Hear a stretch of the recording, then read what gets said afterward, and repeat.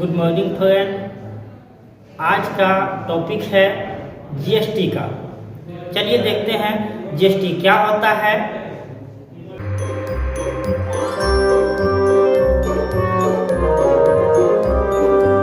चलिए आज बताने वाले हैं जीएसटी के बारे में। जीएसटी क्या होता है, ठीक ना।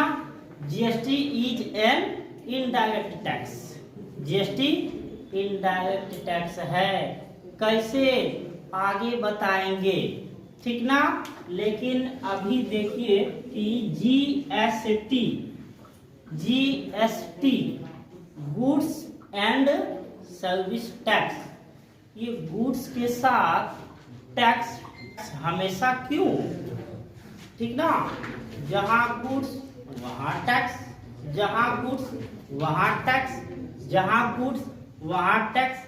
ये गुड्स का टैक्स से क्या संबंध है?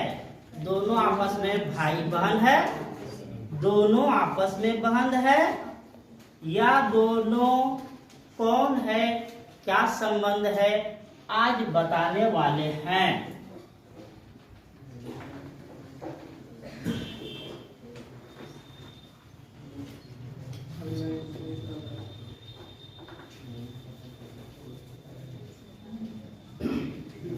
गुड्स एंड सर्विस टैक्स, यह टैक्स और गुड्स में क्या संबंध, ठीक ना। पहले ये देखना होगा। गुड्स कहता है टैक्स को कि हमारे साथ हमेशा पीछे पीछे पीछे पीछे, ठीक नहीं है, ठीक ना। तो टैक्स कहा, आप तो सातों जन्म का कसम खाए हैं साथ रखने का, तो ये हमेशा पीछे पीछे तो रहना ही होगा। किसने कहा? टैक्स कहा। किससे? गुड्स से, ठीक ना। तो गुड्स कहता है कि हमारा मंजिल का कोई ठिकाना नहीं है, हम कभी कहीं स्टेशन में फेंक दिए जाएंगे, मीन्स पैकेज करके रख दिए जाएंगे, कभी कोई गोदाम में रख दिए जाएंगे, कभी कोई ट्रेन में का बोगी में रख दिए, डब्बे में रख दिए जाएंगे, कभी सिर्फ पानी का जहाज में रख दिए जाएंगे, कभी किसी दूसरे के यहाँ बेच दिए जाएंगे। हम कहाँ रहेंगे? कभी टूट जाएंगे, कभी फूट जाएंगे। हमारा जिंदगी का मंजिल बहुत आसान नहीं है। यह टैक्स क्या कहते हैं, ध्यान दीजिएगा। यह टैक्स कहते हैं किससे? गुड्स से। कि अगर ध्यान दीजिएगा, अगर गुड्स के को कहते हैं टैक्स, साथ जी नहीं सकते हैं, साथ मर तो सकते हैं, ठीक ना। किसने कहा? टैक्स किससे? गुड्स से। साथ जी नहीं सकते हैं, कम से कम साथ मर तो सकते हैं। तब गुड्स क्या किए? टैक्स को हमेशा के लिए गले लगा लिए, ठीक ना। तब गुड्स क्या हुआ? जहां जहां जाएगा टैक्स वहां वहां जाएगा, ठीक ना। अगर गुड्स टूट जाएगा, फूट जाएगा, मिस रिजेक्ट हो जाएगा, रिजेक्ट माल में बिकेगा, जब टूट के साइड में रखा जाएगा, उसके बाद भी जब बिकने लगेगा तब भी टैक्स साथ में रहेगा। जीएसटी का नाम से नहीं रहेगा तो टीसीएस का नाम से रहेगा, लेकिन टैक्स तो हमेशा साथ रहेगा, क्योंकि गुड्स का टैक्स जीवन साथी है। क्या है? जीवन साथी है, हमेशा साथ रहने वाला, ठीक ना। चलिए, इसीलिए गुड्स जहां जहां जाता है टैक्स वहां वहां जाता है। अब हम बताते हैं कि जीएसटी इनडायरेक्ट टैक्स कैसे है। जीएसटी अगर इनडायरेक्ट टैक्स है तो कैसे है? डायरेक्ट टैक्स नहीं है, क्यों नहीं है? चलिए देखिए, direct tax is a income tax. Direct tax अपना इनकम मीन्स अपना कमाया हुआ पैसा में से किसी को टैक्स देना, यह डायरेक्ट टैक्स हुआ। लेकिन इनडायरेक्ट टैक्स मीन्स क्या, किसी दूसरे पर्सन, किसी दूसरे बंदे से कलेक्ट करके तीसरे को देना, यह इनडायरेक्ट होता है। कभी कभी आप देखे होंगे, अगर हम ब्लड डोनेट करते हैं, अगर अपना ब्लड डोनेट किए तो blood direct blood expense, direct हमारा ब्लड का खर्च हुआ।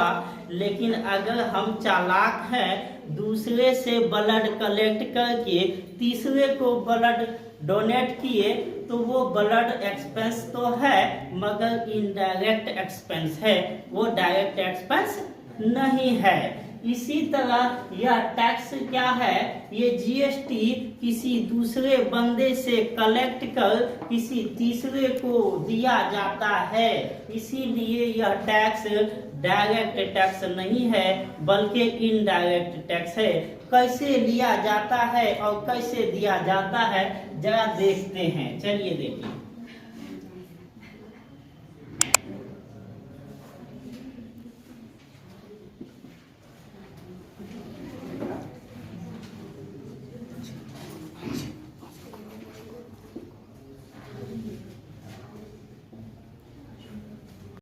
ये एम जो बंदा है ये मैन्युफैक्चर करता है गुड्स का।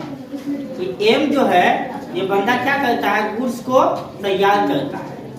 मान के चलते हैं एक गुड्स टी शर्ट ले लेते हैं, टी शर्ट, ठीक ना। एक गुड्स है जिसका नाम टी शर्ट है, किसने बनाया, एम ने बनाया।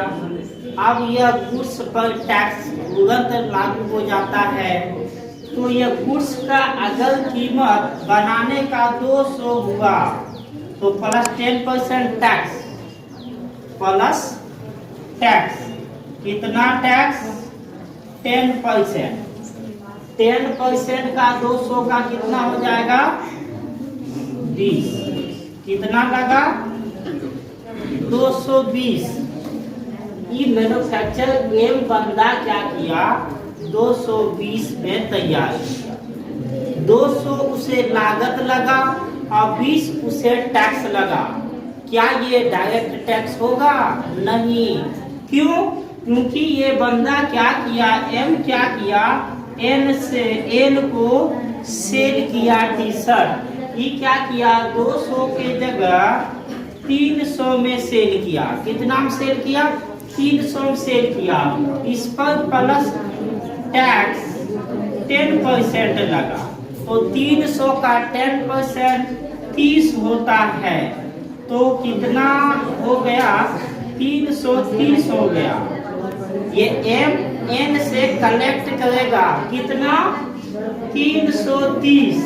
अब क्या किया, यह एन क्या किया कि यह टैक्स एन से कलेक्ट कर अब किसी गवर्नमेंट को पे कर देगा, ठीक ना।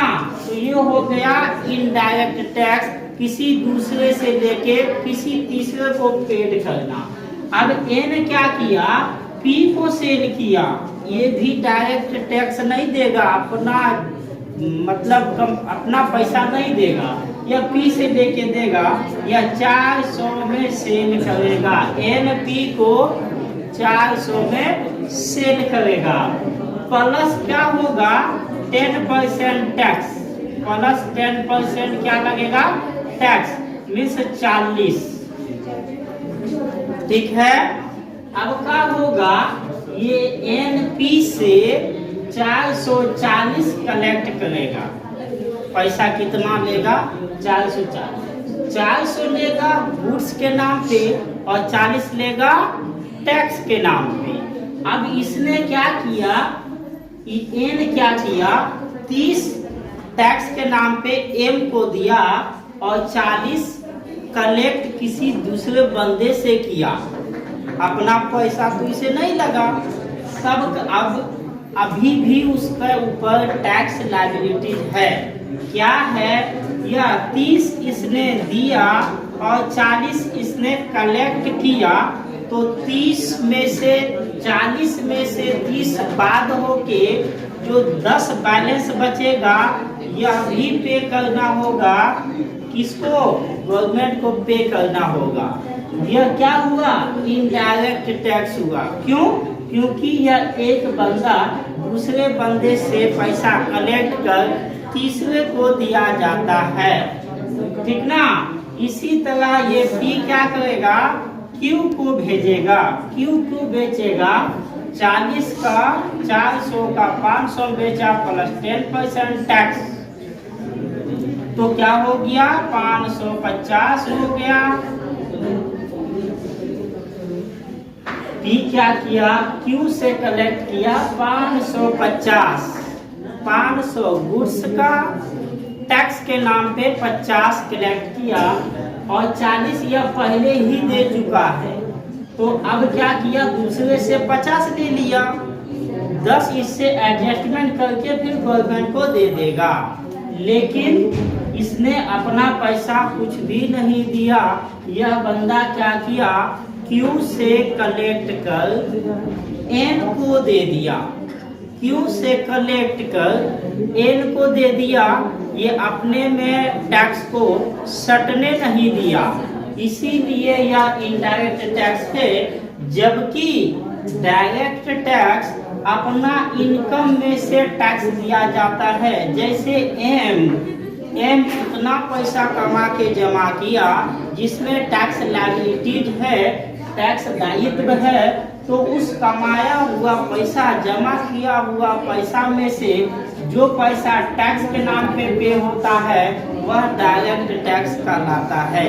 चलिए अब इससे आगे नेक्स्ट वीडियो में बताते हैं। तब तक के लिए देखते रहिए।